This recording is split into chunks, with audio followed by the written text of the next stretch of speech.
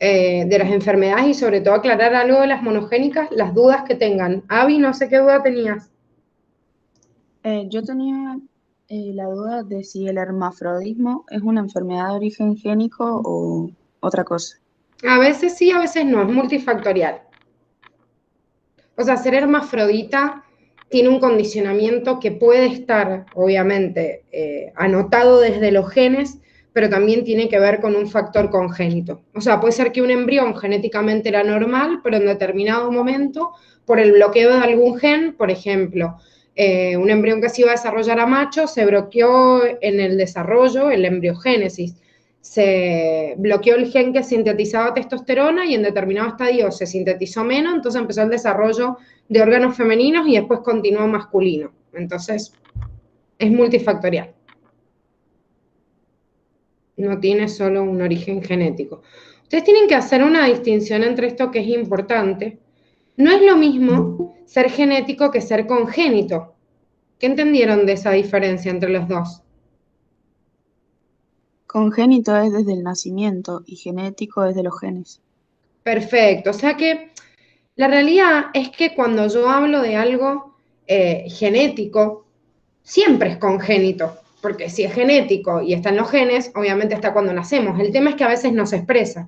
Por ejemplo, yo puedo tener genéticamente una predisposición a desarrollar diabetes, pero claro, como no desarrollo diabetes desde que nací, en realidad era algo genético y lo traía obviamente cuando nacía, pero la verdad es que no lo manifesté hasta que, no sé, tuve 50 años. Entonces, por eso se estudia el origen de estas enfermedades multifactoriales, porque se ve que hay un montón de patologías que no encontraban por ahí la explicación solo desde la conducta o solo desde lo genético, y es porque había una predisposición genética, pero además de la predisposición genética, también existía en paralelo un condicionamiento del ambiente para que se exprese. ¿Se entiende? Sí, Gis, entonces sería que todas las enfermedades congénitas son genéticas, pero no todas las genéticas son congénitas. No, al revés. Exactamente al revés. O sea, todo lo genético es congénito, porque si yo lo tengo en los genes, está desde antes que nazco, está en las gametas, ¿sí? Entonces, antes de nacer, las gametas están condicionadas, es genético y por ende es congénito. En cambio, hay cosas congénitas que no necesariamente son genéticas. Por eso les da el ejemplo de algunas malformaciones, o bueno, defectos congénitos que pueden ocurrir durante el proceso del embarazo o de la formación del embrión, pero la verdad es que los genes no tenían ninguna falla. Por ejemplo, los bebés que no tienen cerebro, o sea, que desarrollan, digamos, ausencia del cierre del tubo neural en la parte superior, que se llama anencefalia, o los bebés que no cierran el tubo neural en la parte posterior, que se llama espina bífida. ¿Han visto alguna vez bebés con anencefalia o espina bífida? No, pregunta, ¿esos son viables, digamos, si nacen con esa patología o con esa Las condición? personas, las personas con espina bífida sí, las personas con anencefalia no. ¿Por qué? Porque en realidad una persona obviamente, con falta del cierre del tubo neural, ahí les estoy mostrando un feto con una anencefalia, ¿ven? Fíjense que no tiene cerebro directamente.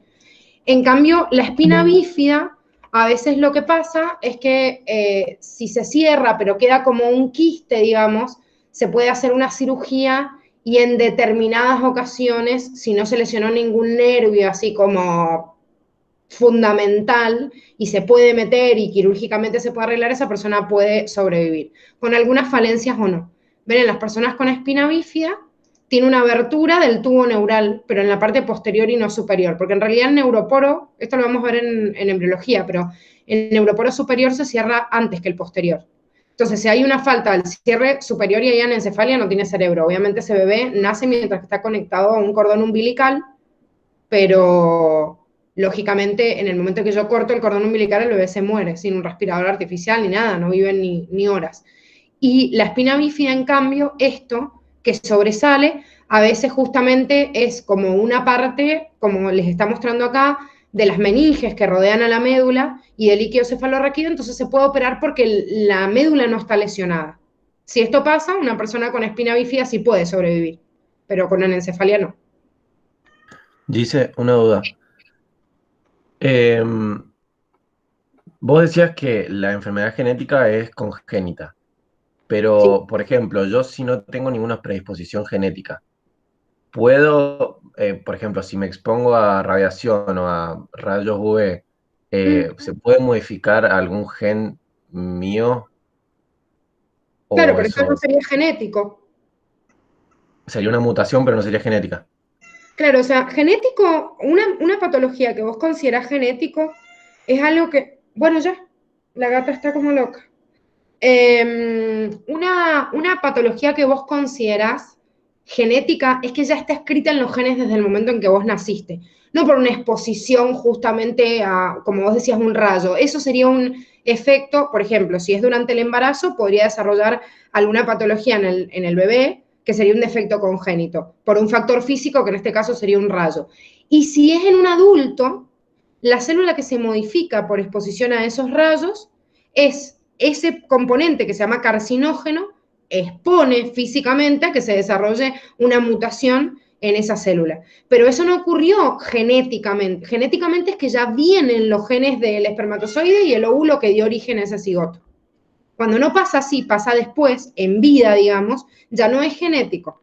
Y si pasa cuando nacemos es congénito y si no, es como, ahí les da el ejemplo del cáncer nada más, chicos, pero en la definición de enfermedades multifactoriales les dice que en realidad prácticamente todas las enfermedades que conocemos, menos las infecciosas. O sea, las enfermedades infecciosas nunca pueden ser causa, pueden tener una predisposición, pero nunca pueden ser por causa, digamos, o por factores carcinogénicos, salvo que sea un virus, porque en realidad, a ver, me infecté de una bacteria y me agarró una faringitis, y bueno, esa enfermedad no es multifactorial, o sea, tiene que ver con el ambiente, no tenía una predisposición genética para contagiarme más o menos estreptococo, generalmente. Puedo tener un condicionante genético para que mi sistema inmune responda menos, eso seguro, y tener una inmunodeficiencia. Pero en realidad, eso que vos estás hablando, la exposición a un factor como por ejemplo los rayos, no se considera genético, salvo que el rayo haya modificado la gameta femenina o masculina del bebé que se va a formar. Ahí sería genético. ¿Se Claro, entiende? sería para mis hijos, recién ahí sería genético, si yo tengo una mutación en una célula sexual. Claro, si vos tenés una mutación en una célula sexual, condicionás que la patología sea genética en la siguiente generación. Cami dice si teratógeno y carcinógeno es lo mismo. En realidad sí, dependiendo del tipo de momento. O sea, un teratógeno se le llama al factor físico, químico o biológico que expone a un bebé en su desarrollo embrionario y fetal a producir determinado tipo de patología. El carcinógeno, en cambio, es un factor físico, químico o biológico, pero en una persona adulta, que le puede pasar en células somáticas o en células sexuales. Si le pasa en células somáticas, puede desarrollar un cáncer o un tumor que por ahí hasta espontáneamente mi sistema inmune lo saca. Pero si ocurren gametas sexuales, como estaba diciendo el Fran, y bueno, en esta persona puede haber un carcinógeno que me condicione mis gametas y va a generar una falla genética en la siguiente generación. Cualquiera de los dos, el teratógeno o el carcinógeno, producen un daño, obviamente, en el control del ciclo celular. Esto puede ser alterar el ADN o alterar el ciclo o la regulación del ciclo celular, y que el ADN esté sano igual. Por O lo menos sea en que la sí, primera etapa. perdón, o sea que hay medicaciones que lo que a mí me hacen es como dañarme el ADN. O sea, porque yo he visto que hay medicaciones que dice que son teratógenas. Eso quiere decir que te dañan el ADN, ¿o no? No directamente el ADN, porque ser teratógeno, por ejemplo, bueno, en la mujer hay un montón de factores que tienen índice teratógeno y por eso justamente están prohibidas durante el embarazo y durante la lactancia también, que estamos en pleno desarrollo. No necesariamente tiene que ser algo que químicamente vaya y destruya el ADN, sino que ustedes tienen que pensar que el ADN se replica naturalmente y trata de generar una copia lo más fiel posible. Pero el tema es que justamente esta replicación del ADN, este control, ¿quiénes lo llevaban a cabo? ¿Quiénes controlaban justamente a a este ciclo celular? Y enzimas. Bien, las C-ciclinas. ¿Se acuerdan? ¿Y qué pasaba con estas C-ciclinas? Y aumentaba la concentración, disminuían, las podías inhibir o no. Bien, o sea, vos tenías un ciclo para responder a tu reproducción celular. Si recuerdan, habían puntos de control. El ADN siempre se daña naturalmente, el ADN polimerasa 3 se equivoca siempre, siempre se desarrollan mutaciones. Ahora, yo tengo controles en el ciclo celular que me regulan a este ciclo celular para que se detenga, o para que vaya más rápido, o para que se detenga en fase G0 y se quede ahí. Entonces, generalmente los factores que son teratogénicos o carcinogénicos, lo que hacen es afectar los genes que controlan el ciclo celular, la C-ciclina y los puntos de restricción, no el ADN directamente, porque el ADN al fin y al cabo siempre se daña espontáneamente, porque puede haber fallas de un ciclo a otro. El tema es que si yo no controlo el ciclo celular y no tengo un punto de restricción, y bueno, ese ADN que naturalmente se daña, si nada en el ciclo me dice, no, pará, esta célula está dañada, no la vas a reproducir. No, sigue, se reproduce, me va generando una masa tumoral. Esa masa tumoral, cuando ya se empieza a diseminar, es cuando se produce un cáncer. Nosotros estamos desarrollando tumores todo el tiempo, chicos. Muchos de ellos llegan a ser malignos y a formar un cáncer, y otros no, dependiendo obviamente de los controles que haga nuestro sistema inmune. Hay algunos que sí te dañan directamente el ADN, por ejemplo, los rayos UV dañan directamente al ADN polimerasa, pega como que fallan el pegado de los nucleótidos correspondientes, ¿verdad? Que algunas sustancias químicas predisponen a que las enzimas de la replicación fallen. Pero lo que quiero que les quede claro es que no solo la falla en la replicación del ADN es lo que me puede producir un cáncer, porque el ADN de por sí falla solo al replicarse. Entonces, cualquier factor que regule el ciclo celular también puede desarrollarme un cáncer, ¿sí? Por eso veíamos el P53 como ejemplo, que acá al final de esta unidad, si bien es un anexo, está interesante que lo lean, les habla de algunos genes supresores de tumores y otros que no son supresores de tumores, sino que son genes, en realidad, que se los llama protooncogenes, que al mutarse se los denomina oncogenes. ¿Por qué? Porque hay dos teorías, generales en el control del ciclo celular sobre el cáncer, que por un lado, la P53, si ustedes se acuerdan, era un gen que codificaba una proteína y que me bloqueaba la C-ciclina. Y al bloquearme la C-ciclina, yo no permitía en realidad que se ensamblara ese complejo C-ciclina y el ciclo se detenía. ¿Por qué está el gen P53? Porque yo leo que el ADN está dañado, entonces detengo el ciclo, no quiero sacar copias de una célula dañada. Si se muta el P53, que se lo llama gen supresor de tumor, si se muta, ya no puede inhibir lo dañado. Entonces, si yo inhibo a algo que inhibe, y bueno, el resultado es estimularlo. O sea, si el ciclo celular estaba inhibido por el P53 cuando había un daño y yo ya no tengo esa inhibición porque está mutada, si la P53 no existe, no suprime el tumor y esto se reproduce. Pero hay otros genes que se llaman protooncogenes que en realidad codifican al revés a los factores que estimulan al ciclo celular y que a veces están mutados y producen oncogenes, y estos oncogenes, en vez de funcionar como factores de crecimiento, aumentan la capacidad de que que se expresen como factores de crecimiento. Entonces, en vez de ser un factor de crecimiento normal, está como potenciado. Es como un súper factor de crecimiento. Entonces, hace que la célula se divida más rápido, que uno de los más comunes que se muta en muchas patologías,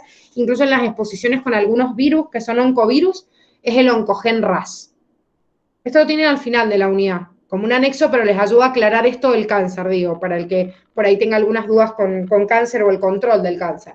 Entonces, los genes supresores de tumores, los genes justamente como acabamos de nombrar, los protooncogenes, el daño directamente en la copia del ADN, un factor físico que me afecte directamente a la tasa de replicación de la ADN polimerasa o cualquier punto de control que falle, pueden ser causas para que la célula se reproduzca de forma desmedida. Y cualquier reproducción de forma desmedida me genera lo que conocemos como tumor.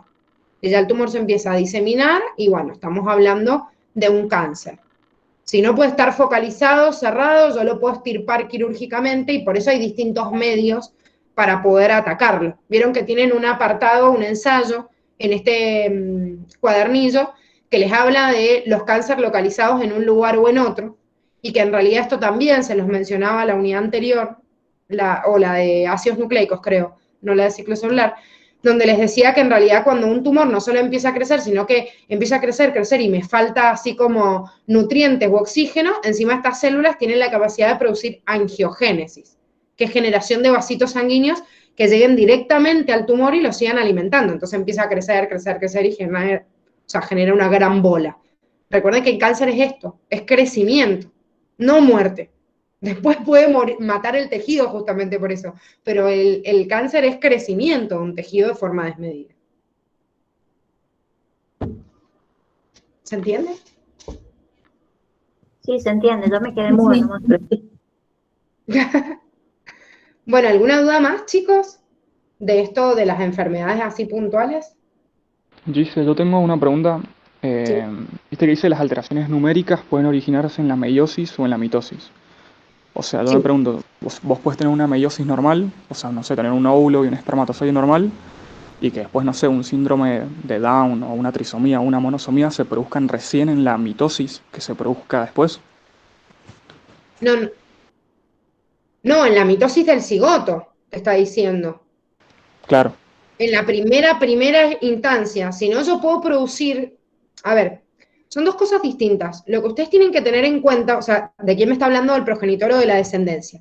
Lo que vos tenés que tener en cuenta es que si la no disyunción y la falla está en la gameta, o sea, en el óvulo o en el espermatozoide, todo el individuo nuevo tiene obviamente esa trisomía, ¿sí? Entonces, tiene, por ejemplo, puede tener Down, puede tener, no sé, Edward, bueno, la patología que sea, y que muchas de estas trisomías directamente generan muerte del bebé antes de nacer. Ahora, lo que te está diciendo es que la no disyunción puede aparecer en una mitosis, porque puede ser que vos, dentro de tu estómago, en una división de esa célula, una de estas células haga una no disyunción y produzca una célula que tenga una trisomía. Pero vos no vas a tener síndrome de Down porque una célula de tu estómago tenga esa trisomía, porque lo más normal es que esa célula funcione mal, venga un gen supresor de tumor, la mate en el próximo punto de restricción y nunca se reproduzca. Entonces, siempre puede pasar en la mitosis de cualquiera de nuestras células una no disyunción que te dé una trisomía en esa célula. Pero tener una trisomía en una célula no quiere decir que lo tengas en todo tu cuerpo. Para que pase en todo tu cuerpo, tiene que venir condicionado en las gametas. ¿Se entiende la diferencia? Bien, bien, sí, sí. Puede pasar trisomía, monosomía, una aberración estructural, numérica o lo que sea. Siempre puede pasar en mitosis. La diferencia es que cuando nosotros ya somos un individuo formado, cualquier falla de estas en mitosis es lo que ocasiona justamente que la ciclina no se acople normalmente y se detenga el ciclo celular. Es uno de los puntos de control, por ejemplo, en el punto R si hay una falla en el ADN. Pero en esto, por ejemplo, en la no disyunción, es el control que se hace antes de que se tire o se traccione en la anafase cada uno de los componentes hacia, digamos, hacia las células hijas. ¿Por qué la no disyunción es tan común? Porque los 3 puntos que más se controlan en el proceso de ciclo celular, recuerden que era el punto R, el punto que era antes de empezar la mitosis en metafase. La no disyunción es después de la metafase. Entonces hay muchas células que hicieron todos los puntos de control acá y que aún así quedaron con esta falla, con esta no disyunción. Entonces, esta célula, existen igual otros puntos de control que les aviso que Curtis no les nombra, pero esta célula que muchas veces con la no disyunción es producto en realidad de la siguiente generación de esta célula, cuando se va a dividir de vuelta y tiene un cromosoma de más, es un chequeo en el punto de restricción y esta célula no entra en un nuevo ciclo celular. Entonces nunca nos enteramos, ¿sí? Que hay un resultado de una célula trisómica. Cami dice que en el recuperatorio de este año había una pregunta de genética que decía que 2 personas tuvieron descendencia que expresaban una enfermedad, pero que sus progenitores no la expresaban. Y te preguntaba cuál de los abuelos tenía la enfermedad. Mira, Cami, tendría que repasar la pregunta puntual, la busco y me fijo porque puede ser por cualquier causa, o sea, puede ser una enfermedad autosómica dominante, recesiva, ligada al sexo, no me acuerdo puntualmente, hay que revisarla. No te preocupes, igual que todos los ejercicios de los exámenes los vamos haciendo en el año, pero me fijo en el puntual que vos me decís y vemos por qué es, porque puede ser por distintas causas. No sé si alguno de los que rindieron se acuerda de qué era ese ejercicio. Era ligada al sexo. ¿Ligada al sexo? Bien. Bueno, la buscamos para poder hacerla como prueba, no hay ningún problema. Yo lo que quiero que tengan en cuenta es que no se trabaja igual con las distintas enfermedades y hay preguntas que se las van a hacer teóricas y hay otras que no, porque ustedes recuerden, a ver, en este videíto tenían a los genes, o sea, las enfermedades genéticas, vamos a poner, a las enfermedades que eran estructurales, ¿sí? o directamente de todo el cromosoma, que ¿cómo las voy a llamar? Si tengo afectado... Numéricas. Bueno, numéricas es cuando yo afecto, digamos, en número el cromosoma, pero también lo puedo afectar en forma estructural. O sea que lo que yo mido es el cromosoma, una parte del cromosoma o todo el cromosoma, pero por eso se les llama enfermedades cromosómicas, ¿sí? O sea, esto tengo afectado todo o parte del cromosoma. La enfermedad monogénica es un solo gen, idealmente, ¿sí? En cambio, las enfermedades multifactoriales están afectados muchos factores, porque puede ser uno o más genes, pero además están los factores ambientales. Entonces, nunca me van a hacer cruzas de una enfermedad cromosómica o multifactorial, porque cualquiera de estas dos involucran parámetros que no son un solo gen, entonces no puedo hacer una cruza de uno o de otro. Pero de estas sí. Por eso tengan en cuenta que la clasificación de estas enfermedades, como enfermedades recesivas, enfermedad dominante o ligada, esto sí es importante porque me pueden hacer cualquier cruza en ligada al X, porque en ligada al Y es medio al pedo que me van a hacer una cruza. Pueden haber una pregunta teórica, ¿eh? O sea, me pueden decir, una enfermedad se hereda ligada al cromosoma Y. Y yo digo, ay, pero no vi la ligada al Y, vi ligada al X. Y bueno, porque al fin y al cabo es lo que me interesa en una cruza, chicos, pero yo también puedo heredar una enfermedad ligada al Y. Lo que pasa es que en situaciones de una pregunta teórica está bueno para que la facultad se las haga, en cambio en una práctica, ¿qué miércoles me va a hacer? Si está ligado al Y, pasa del padre al hijo varón, del hijo varón a los hijos varones y así a los varones nada más, o sea, la mujer no tiene cromosoma Y, listo, pero puede haber errores que se hereden, obviamente, ligados al Y también. Entonces, en estos tipos de enfermedades monogénicas, tienen que tener en cuenta cómo hacer los cruzamientos. Pero yo voy a trabajar con la enfermedad recesiva dominante de la misma forma que trabajaron con la primera ley de Mendel. Esto lo expresan de la forma que quieren. Por ejemplo, el PKU, que es la fenilcetonuria, que es recesiva, supongamos que ustedes quieren expresar, no sé, como normal, con la letra que sea, porque acá hay mucha diversidad en cómo lo van a nombrar, si con una letra o con otra, pero supongamos que digo que esta es normal y la F así, en chiquitito, digamos, sería la enfermedad, ¿qué voy a tener? Y 3 posibilidades igual que en cualquier cruza monohíbrida. Entonces, como el enfermo es el recesivo, esta persona obviamente va a ser enferma de fenilcetonuria. Ahora, esta va a ser sana, pero portadora. A diferencia de esta, obviamente, que es sana, no portadora. ¿Sí? Esos son los genotipos. En cambio, cuando... Ahí sería, depende si es hombre o mujer. O sea, no. Recesiva y dominante es autosómica, chicos. Ah, bien. Esto es autosómico. O sea que esto no me importa si es hombre o mujer, el que sea. Es la descendencia total. Acuérdense que la única excepción que yo tengo que tener en cuenta es cuando vean un factor ligado al X, que yo trabajo con los X y los Y. Y si me dan alguna característica o patología, como es la calvicie precoz, influida por el sexo, también trabajo con cromosomas autosómicos. La diferencia es que la respuesta la leo distinta en hombre o mujer. Pero igual trabajo con autosómicos. La única excepción que yo uso XY para hacer el cruzamiento es cuando algo es ligado al X, ¿sí? Y en los ejemplos puntuales que les da Curti es importante. O sea, no sé, enfermedad de Duchenne, enfermedad del X frágil, hemofilia, miopía, daltonismo. Creo que son los únicos 5 ejemplos que les da la facu. Si no, me tienen que nombrar un rasgo y decirme que es ligado al sexo, porque no tengo forma de deducirlo. O que los resultados me puedan inducir a esto. Pero cuando la enfermedad es recesivo dominante, no me importa si es hombre o mujer, porque siempre son justamente en cromosomas autosómicos.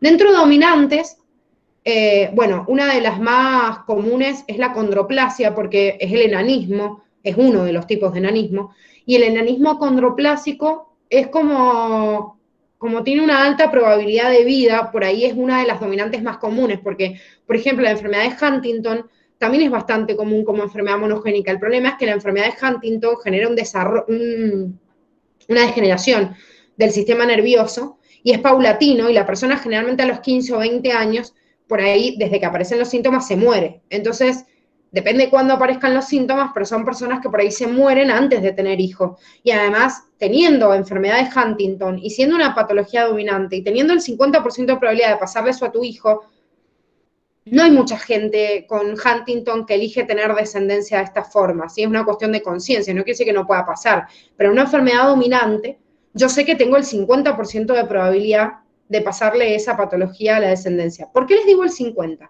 Porque fíjense, supongamos ahora como esta es dominante, hagamos de cuenta que la A mayúscula yo la uso para el enfermo, para representar, y la A minúscula para el sano.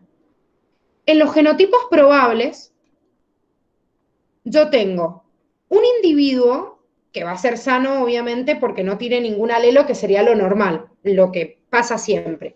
Ahora, ustedes fíjense, este se enferma y este también se enferma. Pero, ¿qué tan probable es que se produzca este tipo de genotipo? Esta persona que tiene, por ejemplo, acondroplasia, tiene que ser hija de 2 acondroplásicos. Porque, salvo una mutación espontánea, cuando se está dando un bebé que desarrolla una patología dominante que los padres no lo tenían, salvo una mutación espontánea, sí o sí, uno de los 2 padres tiene que tener la enfermedad. Ahora, para ser así, necesito que los 2 estén enfermos. Por eso lo más común es que este sea el genotipo de una persona con una enfermedad dominante, ¿sí? Que tenga uno solo, o sea, un acondroplásico sea hijo de un acondroplásico, o uno que tenga, no sé, enfermedad de Huntington sea hijo de un progenitor que tenga, sí, Huntington estaba diciendo. O sea, es muy poco probable que los 2 tengan la misma patología y se la pasen a la descendencia. Por ende, este genotipo, si bien existe, es muy poco común. Cuando a mí no me dé ningún dato de una enfermedad dominante y me dice que la persona, por ejemplo, tiene una patología y solo uno de sus progenitores la tenía o sus 2 progenitores eran sanos y llegó entonces una mutación espontánea, aunque no me diga ningún otro dato de su genotipo, yo voy a usar esto para cruzarlo. O sea, una persona enferma de una enfermedad recesiva siempre tiene así 2 alelos que están infectados. En cambio, en el dominante, lo más común es este genotipo, porque es muy poco probable que los 2 progenitores estén enfermos. Y como dijimos en las ligadas al X, que esto es igual que en las características, tenemos 3 posibilidades en la mujer, las voy a marcar con un puntito, las pueden marcar como quieran, a diferencia del hombre, que tiene 2 posibilidades, porque tiene un solo cromosoma X. Entonces, ¿cuál era la diferencia acá? Que si bien esta patología o esta característica podía ser ligada al cromosoma X de forma recesiva, se comporta recesiva en la hembra, pero en el hombre dominante porque tiene un X. Entonces me aparece una mujer sana con cualquiera de estos 2 genotipos y solo enferma acá, y el hombre en cambio tiene 2 posibilidades, o es sano o es enfermo porque tiene un X, ¿sí? O sea, la excepción es que esta mujer era portadora, pero al fin y al cabo sigue siendo sana.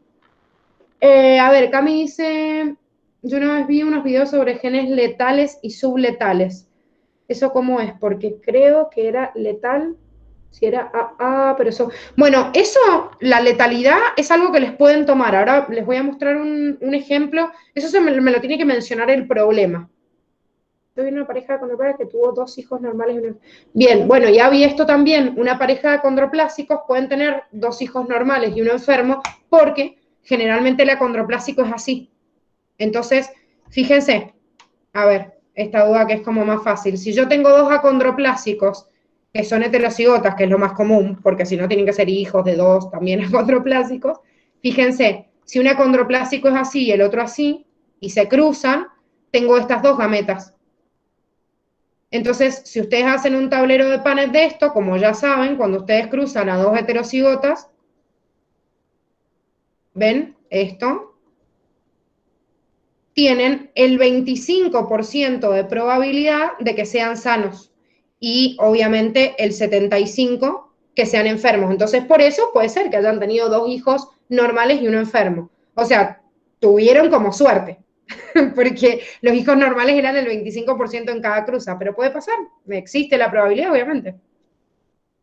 Pueden haber 2 acondroplásicos que tengan hijos normales. En base a lo que me hablabas, Cami, vos de la letalidad, la Facu no les va a tomar nunca algo subletal, porque si no es difícil de cuantificar, pero sí les va a tomar enfermedades que por ahí, o conjuntos de alelos que sean letales. Por ejemplo, les va a decir, no sé, tal característica cuando está en homocigosis es letal. Entonces, me da, por ejemplo, un caso en el cual yo digo, bueno, la homocigosis es letal y yo tengo esta característica, por ejemplo, con un alelo determinado, y si me dice la homocigosis es letal, y bueno, esto es letal o esto es letal. O me dice, no sé, la homocigosis recesiva es letal, bueno, entonces este individuo es letal y los otros no. ¿Qué quiere decir esto? Que cuando ustedes hagan una cruza y tengan alguna característica que sea letal, yo la tengo que tener en cuenta en la descendencia. Porque, por ejemplo, si a mí me dicen que la homocigosis recesiva, como estábamos viendo ahí, de un determinado gen es letal, supongamos esta, y me hacen cruzar, no sé, 2 heterocigotas entre sí, como estábamos viendo recién, bueno, si ustedes hacen un tablerito de esta cruza, sabemos que el 25% de estos individuos me da letal. Entonces, ¿qué tengo que tener en cuenta acá para expresar por ahí los resultados? Que yo tengo, genotípicamente, un 25% homocigotas dominantes, un 50% heterocigota y un 25% que es recesivo. Ahora, si esto es letal, esto no es descendencia viva. Entonces, si bien a mí me preguntan cuántos descendientes, por ejemplo, con este gen letal se pueden morir, yo tengo una probabilidad de que se muere el 25%. En cambio, si me dicen cuál es el porcentaje, no sé, de la descendencia viva que tendrá tal característica, bueno, recuerden que esto, lo voy a marcar con otro color, es la descendencia viva. Entonces, ¿qué quiere decir esto? Que yo tengo que volver a reordenar los porcentajes, porque si a mí me hablan de descendencia viva, de la aportación de una característica o lo que sea, yo tengo que retomar esto y decir, entonces de la descendencia viva, este porcentaje va a ser el 33% y esto el 67%. Porque si estos se murieron, no forman parte del porcentaje de la descendencia viva. Directamente no me voy a enterar que nacieron, porque se van a morir antes. Entonces, a veces la facultad usa el ejemplo de alguna patología, ¿sí? O sea, de alguna característica que es letal, para que ustedes la resten de la descendencia viva. Y a veces no, depende de qué es lo que me estén preguntando, ¿sí? Pero les pueden tomar genes letales. Existen un montón de Gise, genes una letales. duda. Sí, Fran. Una duda. ¿Me pueden dar, por ejemplo, decirme que me dan, que se cruzan 2 personas que son heterocigotas para una enfermedad, por ejemplo, neurofibromatosis? Y nosotros en ese caso tendríamos que saber que es una enfermedad monogénica dominante, o no, o nos van a decir que es monogénica dominante y que con un solo alelo mutado ya se expresa la enfermedad. No siempre te lo dicen, Fran. Los ejemplos que están en Curtis sí los tienen que saber.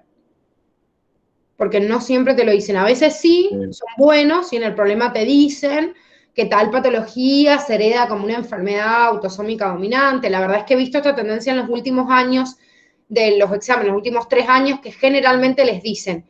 Pero también he visto muchos exámenes en los cuales me dicen, qué sé yo, fibrosis quística o talasemia, y yo tengo que saber si es dominante, si es recesiva, si es ligada al X. O sea que pueden existir las dos cosas. Yo les recomendaría que los ejemplos, obviamente, de Curtis, sí se los sepan. Los tienen en un listado vieron en el apunte de clase también, de cada una de las patologías, y bueno, y obviamente a lo largo del recorrido del cuadernillo también. Esos ejemplos yo les recomiendo que se los sepan, porque no siempre la facu les dice si es dominante, es recesiva. Si es otra distinta, obviamente, que no sale en el Curtis, sí, te lo tienen que decir, lógicamente. Gise, una pregunta. Viste Sí. que acá te dice que las alteraciones cromosómicas estructurales es cuando cambia la estructura. Ahora, yo tengo una duda. ¿Por qué puede producirme una patología si yo lo cambio, digamos, en mis propios genes, pero no con el crossing over, por ejemplo? ¿Cómo? Porque, a ver, vos acá te dice que la translocación es cuando se invierte un segmento entre 2 cromosomas. Sí. Y yo en el crossing over cambio segmentitos de cromosomas. Sí, porque son homólogos. Porque el crossing over corta segmentos homólogos de un cromosoma y el otro y dice, bueno, acá tengo el gen, no sé, ponete un número, el gen 123, lo cambio por el gen 123 del otro lado. Entonces, es un proceso de intercambio ordenado. El proceso de reordenamiento, por ejemplo, por inversión, por una traslocación o lo que sea, Es un proceso que en las enzimas de restricción que cortan y hacen el segmento es muy parecido al crossing-over, con la diferencia que no cortan segmentos homólogos. Me pegan uno en cualquier lado. Entonces, al pegarlo en cualquier lado, el reordenamiento génico a veces me afecta. Pero ojo, a veces me afecta, a veces no. Por eso les dice que se piensa que nosotros somos portadores de muchas traslocaciones y de muchos procesos de inversión, y a veces eso no causa ninguna malformación, porque supongamos que yo tengo un cromosoma, el que sea, ¿sí? No sé, el número 1, por ejemplo, y el número 3. Y este segmentito del cromosoma 3 se me pega, por ejemplo, a continuación del 1. Esta persona en su cariotipo va a tener un cromosoma 1 más grande y uno 3 más chiquitito. Sin embargo, el punto de acá donde se corta y en donde se pega acá, o sea, que más o menos está a esta altura, puede tener genes que están afectados, pero todos los genes que están acá quizás se codifican normal. Entonces la célula ni sabe que tiene un pedazo en otro lado. Y se codifica normal y somos portadores de algunas aberraciones de este tipo, estructurales, pero ni nos enteramos. Es más, hay un concepto que la Facu sacó, pero era muy interesante, de genes saltarines, en este proceso de traslocación que es como normal. Entonces, hay genes que se han visto que por encima saltan, van saltando de un cromosoma a otro y a veces por eso bloquean una expresión y otras veces la activan, pero es como normal, o sea, pasa todo el tiempo en el cuerpo. Lo que pasa es que hay veces que se afecta justo un gen que es muy importante o que controla la regulación del ciclo o algo muy puntual y bueno, se manifiesta en una patología. Pero esto pasa siempre, ¿sí? Pero no sé si se entiende, Cami, la diferencia. O sea, las enzimas, el grupo de restricción es muy parecido. El tema es que el otro es un reordenamiento homólogo. Corto acá y es equivalente. En esto no es equivalente. Se pega en cualquier lado, digamos. A ver si entendí. O sea que si yo tengo, por ejemplo, en el crossing over y cambio, qué sé yo, un pedacito que sea 2 y otro por otro 2, eso sería el crossing over. Ahora, si yo hago una translocación, cambiaría, por ejemplo, el gen 2 por el 4, ¿o no? ¿Así? Claro, exactamente, y por ahí de cromosomas distintos. Vos fíjate, yo recién te decía ejemplo, no sé, este puede ser el cromosoma 1 y este el 3, qué sé yo. En cambio, en el crossing over hay un intercambio entre un homólogo del 1 con otro 1 también, pero además de eso, no solo ellos, sino que la posición en la que está un gen determinado, le voy a poner, no sé, gen A, se intercambia con la otra posición donde también está el gen A o un grupo de genes. Entonces, el crossing over es un intercambio de un punto, de un locus, en el cual hay un grupo de genes que es homólogo en ese intercambio. En cambio, en el otro no, es un reordenamiento al azar y justamente por eso es una falla, es una aberración. Si se intercambiaría homólogo, entonces ni siquiera me daría cuenta que hay una falla, obviamente. Ah, ya entendí, gracias. No, de nada. Dice, Sí. Si yo tengo dos personas que tienen acondroplasia y ambos son homocigotas dominantes, ¿no hay ninguna posibilidad de que salga sano? ¿O Sí, podrá sí, no hay significar algo? ninguna posibilidad que salgan sanos. Igual, Fer, es muy poco común de que dos personas sean acondroplásicas y homocigotas dominantes, porque tienen que ser dos acondroplásicos que hayan sido hijos ambos de dos acondroplásicos y haber heredado de los dos el rasgo dominante. O sea, vos fíjate, un acondroplásico, como vimos recién, ¿no? Un acondroplásico, supongamos, se cruza justo con otro. Fíjate que de estos dos tenés solo el 25% de probabilidad, que es este de acá, de que sea homocigota dominante. Entonces tenés que tener el 25% de probabilidad en una pareja de dos acondroplásicos de que salga una persona que sea homocigota dominante, en otra cruce igual que pase lo mismo, que tiene el 25% y también nazca otro dominante y ahí que se crucen. Sí, en este caso el 100% de la descendencia obviamente sería enfermo, pero es muy poco probable llegar a esto en un caso. Imagínate dos. O sea, que los dos sean hijos de dos acondroplásicos, pero bueno, puede pasar una congregación de acondroplásicos que se juntan entre sí. No digo que no, a ver, por algo existe la comunidad de los Amish que se han cruzado entre sí por una cuestión religiosa, pero han acumulado patologías genéticas como la polidactilia, o por algo, no sé, en familias reales donde se mezclaban entre sí, como el ejemplo que les da de la reina Victoria, eran todos hemofílicos, pues se cruzaban entre primos, hermanos, sobrinos, y bueno.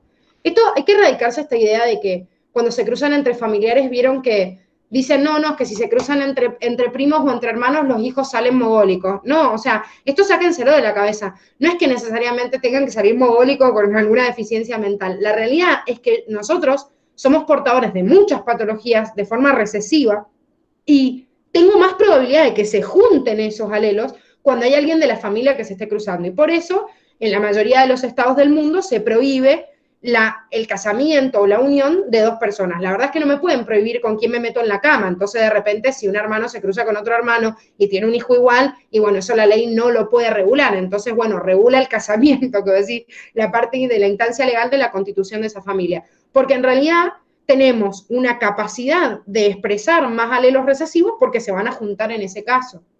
Pero en los dominantes, como este caso de la acondroplasia, ya es como que ya la condición misma se ve. Cuando tengo la patología, sé que voy a tener una probabilidad de que en la descendencia aparezca, bueno, sería como muy poco probable que esa persona elija cruzarse con alguien igual para exponer a su hijo a la misma patología. No digo que no pase, pero es poco probable. Pregunta, ¿por qué en esos casos, siempre la molesta haciendo preguntas al final, no, ¿por qué en los casos así de incesto o de, digamos, sí, de incesto, eso es lo que es, hay posibilidades de tener malformaciones, tipo si la genética es muy parecida, ¿por qué se forman trastornos, digamos? ¿Qué es lo que hace que mute o que no es mute la palabra? No, es que no son malformaciones, Cami, como tipo una trisomía, eso es por una otra falla. Lo que es común es que muchas malformaciones sean enfermedades recesivas y se expresen debido a esto. Porque cuando vos tenés una enfermedad que es recesiva, la podés tener oculta y en vos no se expresa, entonces es un alelo justamente recesivo, que tiene más posibilidad de juntarse cuando el otro individuo que es de la misma familia también lo puede portar. O sea, ser portadora de la patología, porque es recesiva. Eso es lo que es más común cuando se casan, o sea, cuando tienen descendencia entre parientes, de muchas patologías. Ni siquiera solo las que vieron ustedes como ejemplo, sino de muchas más también. Eso es más, o sea, más común. No que haya una disgregación, por ejemplo, se produce más no disyunción porque son hermanos. No, es verdad que sí, yo puedo tener una tendencia a la no disyunción y generar gametas falladas, y que para colmo, si vengo de una familia, ese condicionante también lo tenga el otro individuo y se aumente más. O sea, sos más propenso a que todo lo que sea recesivo, al cruzarse, se manifieste. Ese es el peligro del incesto. ¿Se entiende? Sí. Bueno, chicos, igual, no les quiero quitar porque les quedan ya 5 minutos de recreo, no sé qué tienen ahora, pero me van a matar porque no les dejé nada de recreo. Mañana, toda la clase, o sea, ya no tenemos más teoría que ver, toda la clase de mañana es de dudas, así que anótense dudas teóricas, si quieren hacer alguno de los ejercicios del práctico que no les salieron, quieren seguir revisando, tenemos toda la clase de consulta, y es más, el jueves que tenemos el TP evaluatorio, hay algunas preguntas más teóricas y prácticas para que debatamos, y la semana que viene, ahora les mando el mensajito para que lo recuerden, rinden el martes. O sea que el lunes, en realidad, deberíamos empezar con la siguiente unidad, pero si siguen quedando dudas, también la hemos reservado, digamos, para ver dudas. Así que tranqui, porque vamos a seguir teniendo clases para seguir debatiendo. ¿Sí? Sí, gracias. No, de nada. Los veo mañana. Gracias. Chao. No, nos vemos. Gracias. Mucho, Gise, gracias.